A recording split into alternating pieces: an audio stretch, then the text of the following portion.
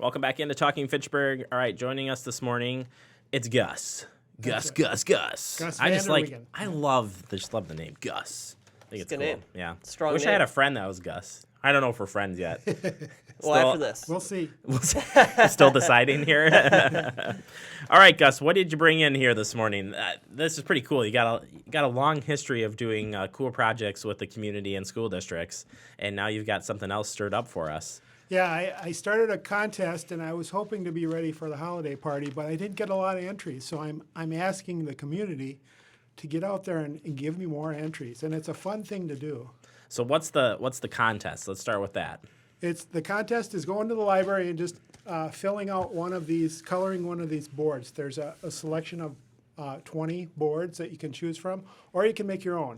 And what I'm trying to do here is make a chessboard to go along with the chess pieces that I have designed.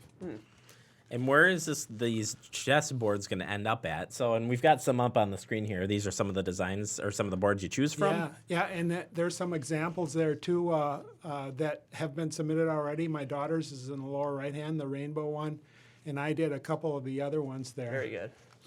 And so they're going to be at various events in 2016. They'll be at Fitchburg Days, Verona Hometown Days, Oregon Summerfest, the Agora Art Fair, Oh, wow. Really? and the Back to School Block Party be the final event, hopefully. Awesome. Where you'll have these on display, the boards and the chess pieces, the ones that you've designed, or? Yes, the chess pieces and the boards will be on display there. The boards will be part of the cardboard castle, and that's the activities that the kids can do there. So let's talk a little bit about that then, and how that fits into this. Well, the cardboard castle started out in 2006.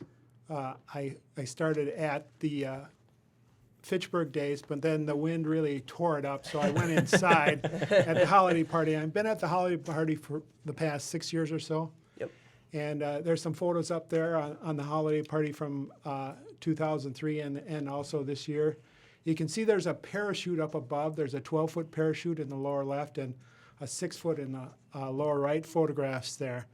And the parachute is also going to be involved a little bit because that can be turned into a chess piece itself. And, Oh, wow. And we're looking to have a chess set on Lake Monona eventually. I was just going to say, the ultimate goal here is to have the biggest chest, is that, I mean, I think The biggest usable chessboard in the world. Wow. So you double that 12-foot parachute and you turn it into a 24-foot parachute, and that'll be huge. That'll be able to be moved by a person. The actual people playing won't be out on the ice. They'll be up in Lake Monona, the Monona Terrace, overlooking that. Oh, wow. And then they'll tell somebody to move it, and then you radio them in and say, Yeah. all right, go ahead and move the parachute person over.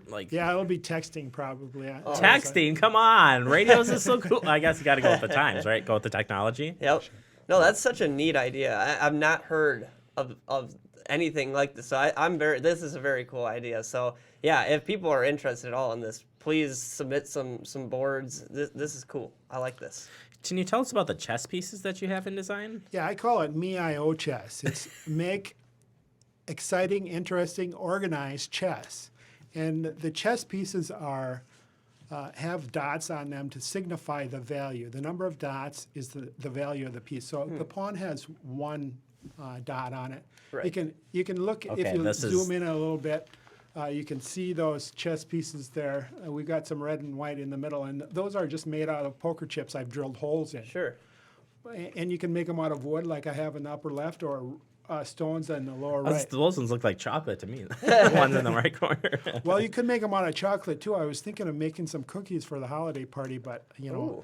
Santa's elves just weren't able to help me because they were so busy. It's a busy day, right? Yeah, so the pawn has one dot, and the other pieces have, like the knight has 3 dots, and they're shaped in an L because the knight moves in an L. And the bishop has 3 dots also because it's worth 3 points, but it's in a diagonal pattern because it moves in a diagonal pattern. So we're sticking to and I've never played chess. I've tried to learn, but I'm terrible. So tell me, is this still the same rules then? It's exactly the same rules, although I do have some hexagonal chessboards in there also.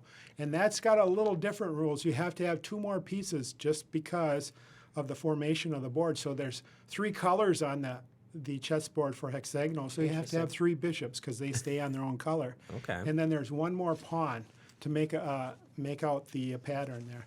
So, and then we're also looking to do Chinese chess. And I haven't totally converted the Miao to Chinese ones, but Chinese gives us a very good example of how graphical figures are on the chess pieces.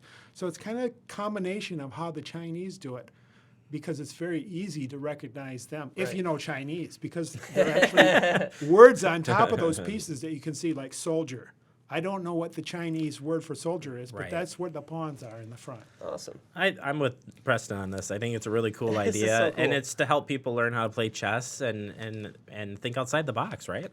Right, and all the votes for the different chessboards when they enter the contest go to various sponsors of the event. So this holiday party, this past, we kind of had a test run with that, and all of that money went to the library. So we raised money for the Fitchburg Library. Awesome. For Verona Hometown Days, we're going to raise it for the Verona Library. In Oregon, for the Oregon Library. So we're raising money for the community. We're having a fun contest, and the kids can really get involved. And it also is tied in. I didn't mention to you this before, but it's tied into the sequel to Coraline. Okay. And, so there'll be more on that on the website, and the story behind that of the ice monsters coming out of the lake. Oh boy.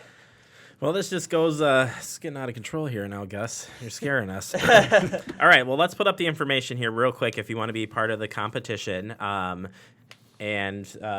Basically, we don't have the graphic. Well, Darn let's just it. read it real quickly here. Well, either way, what can they do? They can email you. So they can go to the library, any of these libraries, right? Any of the 3 libraries in the area, and the Goodman Library also. So in you, Madison. so you got Fitchburg, Verona, Goodman, and Oregon Public Libraries. Go there, or you can email Gus at pgusv7@gmail.com, and then you could probably get a copy of the board itself to decorate. And I can email you the web link. There's a site there. The web link is on this graphic right now. Perfect. That you can visit that. That's got all the rules and stuff on it. So, all right, Gus, we really appreciate you coming in, and we'll get the word out for you. All right, we're also looking for sponsors out there. So if any community sponsors want to help us out with this, with prizes, we'd appreciate it.